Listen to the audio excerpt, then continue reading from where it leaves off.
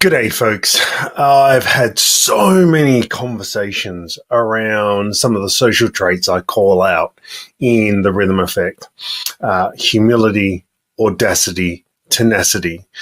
In my research, in my experience, these are fundamentals to good quality leadership and to a productive culture, however you want to frame that. Now, one big problem we've got is our understanding of humility. It's so powerful. It's so inspiring. It is just littered throughout good organizations and really good leadership. On the sporting field, off the sporting field, in public, private, small business, large business. The examples are just everywhere. And you know what? You've seen it. You've felt it. You've been a part of it. I just think we struggle to label it and truly understand it. And something that I'm seeing a lot of is this confusion between modesty and humility. So I just wanted to quickly work through that and help us delineate between those two ideas or concepts. So the first thing to call out, when we think of I've got a humble house, or that person has been humbled or is humble, often we can get this image or this idea of small. And in fact, what we're really referring to is modest. It's a modest home, or the person is modest. They're a small version of themselves. And that's not what humility is about. Humility is actually a very strong state. When we're humble, we know ourselves. We have a very clear self-awareness of who we are and how we sit in things. And this is why the ego tends to be lowered in these people. So to be humble is not to be small, is actually a very strong place to be. Modesty will normally downplay a situation or downplay achievements or how good I am at something or how well I've done at something, which is absolutely fine. I don't think there's any reason to be judgmental about that.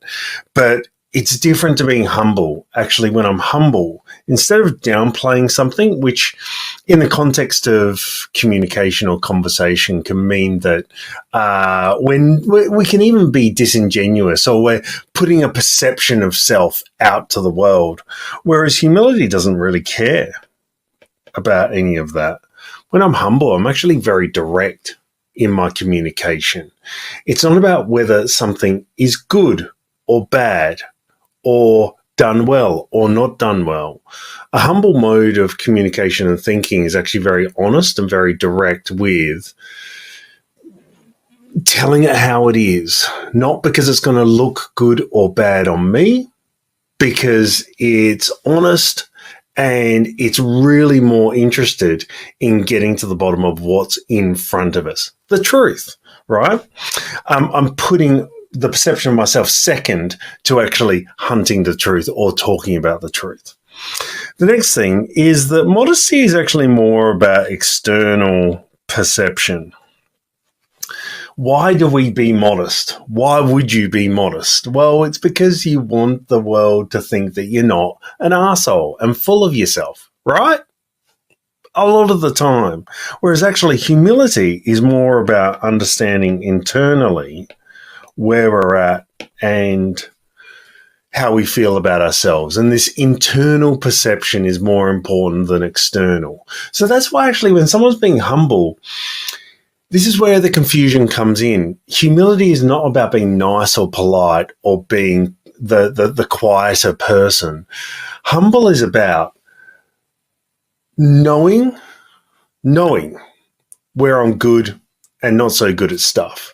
Knowing the position that we're in and then moving forward from that position. So it's more about this internal focus in terms of where am I at, good, bad, or ugly, acknowledging that and then being able to move forward from that, which is very different from giving an external perception of self so that we hope or look for other people to perceive us as the nice guy or as the modest person, right? Okay, this one's a big one.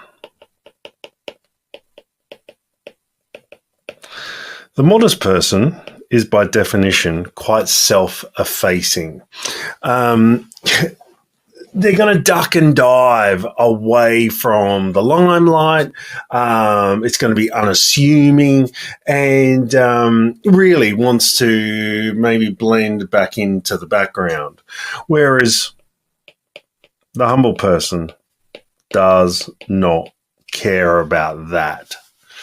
They care more about the whole. They care more about a good outcome. It's not about being altruistic, though. I think in my experience, humility is more about service and serving others, and therefore there's a selflessness, because the one thing we know turns people off, and once again, we don't need any studies and we don't need any quotes. We know this ourselves from our own experience. When we have a boss, a leader who takes credit for our work, who is self-centered in their decisions and their approach, it's a massive turn-off. It lowers commitment. It makes us not want to be there. Whereas when there's a leader who's willing to scrap and do whatever it takes for the betterment of the team, for the betterment of the organization, when they look to do things that make it easier for other people, we'll turn around and go, wow, that's cool. They care. They care about me.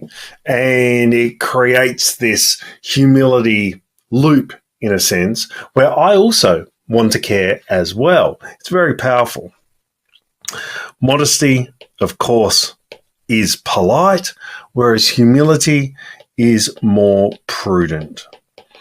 So instead of maybe people pleasing, or if someone's saying something or doing something that's not cool, the modest person will be polite and will smile and won't make a fuss and won't confront. Whereas the humble person, no, they're grounded.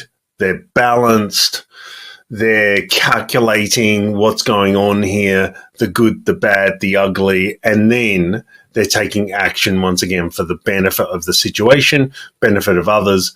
They're not worried about being polite and hoping people like them. So, we can start to see that the humble person is not necessarily Mr. Nice Guy. It's not necessarily Mrs. Polite. It is more straight down the line, doing what it takes to move and progress the whole forward. And we can start to see that, that right-hand column there, strong, direct, internally focused instead of external perception, being selfless and in service, and being prudent around decision-making.